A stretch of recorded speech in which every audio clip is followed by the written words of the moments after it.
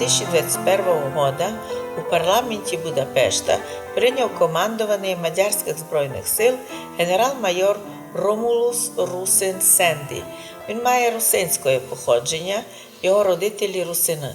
Це може такого чоловіка нам, русинам, поздоровити? Думаю, що можна і, мабуть, і треба.